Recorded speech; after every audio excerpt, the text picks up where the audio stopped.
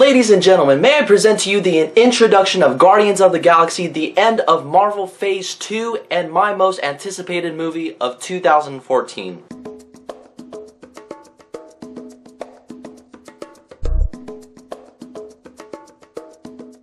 Okay, so Guardians of the Galaxy. Guardians of the Galaxy is, like I said, the end of Marvel Phase 2 and the expansion of the Marvel Cosmic Universe. The movie's about a man named Peter Quill, also known as Star-Lord. That's like his bounty hunter name, no one else knows him by that name. He's sort of like a relic finder, he finds artifacts and trades it in for money. But he got his hands on something that is a serious power in the universe. Seriously, what he has is bad news, all the bad guys want that. And through a series of circumstances, Star-Lord and this group of misfits bond together in order to stop this bad guy from getting this artifact. And there you go, we have the movie. Now when I saw the very first concept art of Guardians of the Galaxy, I thought to myself, I have to see this movie. They're like the Cosmic Avengers and they're taking the Marvel Cinematic Universe out to the stars. Oh, and people have doubted this movie to the core. Like seriously, I knew a couple people who actually came up to me and said, "Dude, Ryan, Guardians of the Galaxy is gonna suck, just stop having faith in this movie." But no, I stood by, I took a beating with words, and I said, you just watch, people. But no, I am proud to say that those people who have told me that Guardians of the Galaxy is gonna suck, they are totally wrong, because Guardians of the Galaxy is fucking awesome. Whew, I got a little emotional there. I mean, this movie has a lot going for it, so let's start off with the characters. You have Chris Pratt as Star-Lord, and this movie mainly focuses on him. He's sort of like a space cowboy Han Solo-ish character who's like sort of bounty hunter and does it for the money. He's absolutely hilarious. His comedic timing was awesome. Now, Gamora, I wish it was a character that they would have dived more into, because her backstory is like the best out of all these characters, and something that will lead into future Marvel films. But Zoe Saldana still played a cool character, and she kicked ass. Now, Drax the Destroyer, played by Dave Bautista, I thought he was okay, because he's a revenge-driven character, and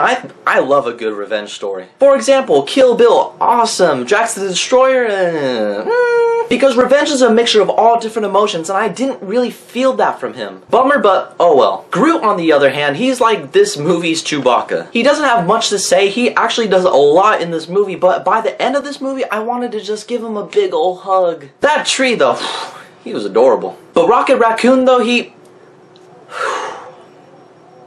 stole the show. This raccoon always knew what to say and when to say it, and he's a talking raccoon with a big ass gun. Who else doesn't love that? Spent a long time talking about these characters, but it felt necessary because these are absolutely brand new characters. But honestly, what dragged me into this movie is the look and feel of it. It's like a dirty and gritty universe mixed with a western feel to it. I mean, if you look at these costumes, it feels as if they have been used over time, just like how a western movie is. And guys, the special effects, oh my god. They were so good in the movie, some scenes actually made my jaw drop. It was like something from a dream, it was incredible. Whoever did the special effects to this movie, I tip my hat off to you. Or better yet, a giant Groot-like hug. And this is probably Marvel's funniest movie they've ever made. I mean, just the chemistry between the characters and what they would say, it was absolutely hilarious. And there was some lighthearted humor in the movie, and I really liked that. It all worked out in the end. And the soundtrack in this movie, oh, that takes me back. It was like all these classic pop songs. Kids, your parents will know the whole soundtrack, trust me.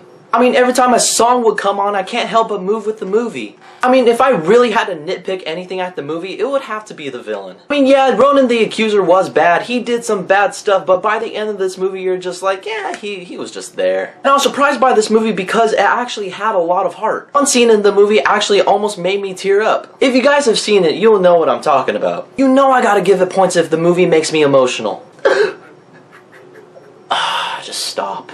So in the end, Guardians of the Galaxy had an awesome cast. The story was good, the special effects were awesome, had that dirty western feel mixed with great comedy, and had a lot of heart. Because really, Guardians of the Galaxy is something special. It's an absolute experience. I mean, guys, you should go out and rush to see Guardians of the Galaxy, because for me, Guardians of the Galaxy is absolutely legendary. Pew, pew, pew, pew. Oh, look at the fireworks. Marvel's most ballsiest risk ends up being successful, and I'm gonna go as far as to compare it to Star Wars. It's Marvel's Star Wars, and it's their best movie they've done so far. Have you guys seen Guardians of the Galaxy? What did you guys think about it? Be sure to leave a like and comment on the video, and as always, there's a link below for my Twitter and my Facebook. Keep in contact with me. But in the meantime, I have to get going. I'm gonna go see the movie again.